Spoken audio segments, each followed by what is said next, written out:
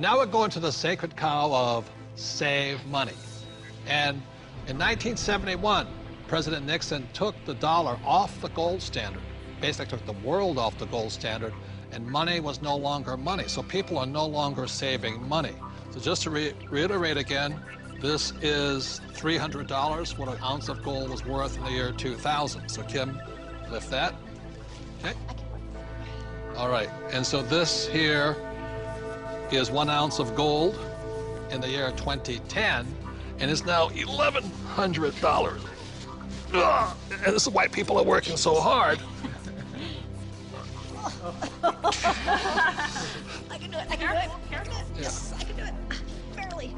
So the big reason I've said in my books for years that savers were losers is very simply because in 1971, the dollar stopped being money, it became debt.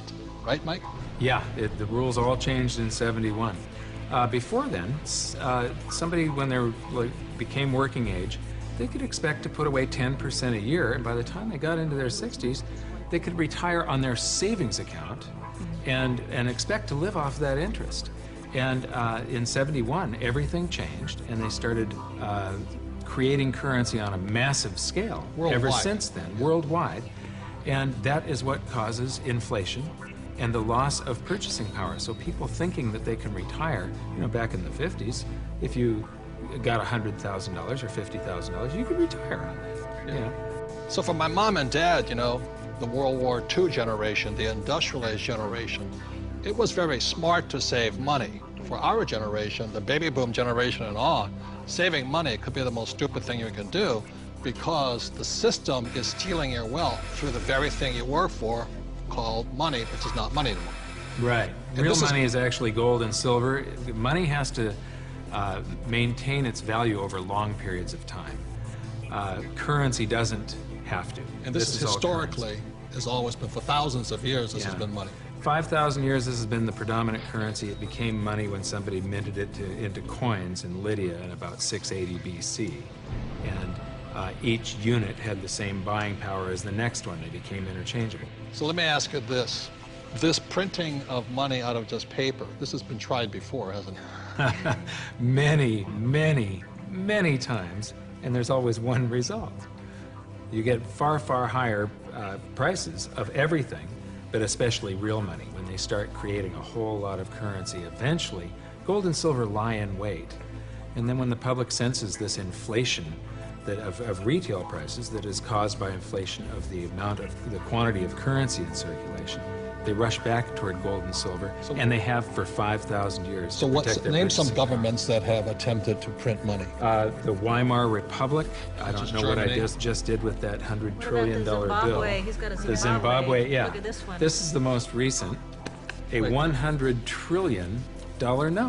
You know, this is the largest note ever printed, 100 trillion. And this was printed in 2000. Yeah, but when Zimbabwe was created as a country, when it went from Rhodesia to Zimbabwe, they were, the Zimbabwean dollar was on parity with the US dollar. One US dollar was the same as a Zimbabwe dollar. This doesn't buy anything today. It doesn't buy a cup of coffee. What, doesn't even buy a cup of coffee? No. In fact, they have ruined it by putting ink on it. You can't write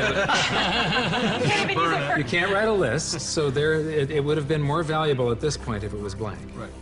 See, the Greeks did the same thing when they started clipping coins. They just take the silver off of it. The Romans tried it, the English tried it, the Germans tried it, the Chinese tried it, and now the US is trying it. Yep. And so that's why saving money is probably the biggest mistake you can make right now, because today money is no longer money. It's now debt. I can vouch for that because my leg is now numb. So all currencies throughout the world are in trouble, the same way this Zimbabwe dollar is in trouble. And that's the problem with saving money. After 1971, it was no longer money. More than 70% of all the currency on the planet is US dollars. If the US dollar goes, the world goes with it. I'm preparing by getting fully diversified. I buy both gold and silver.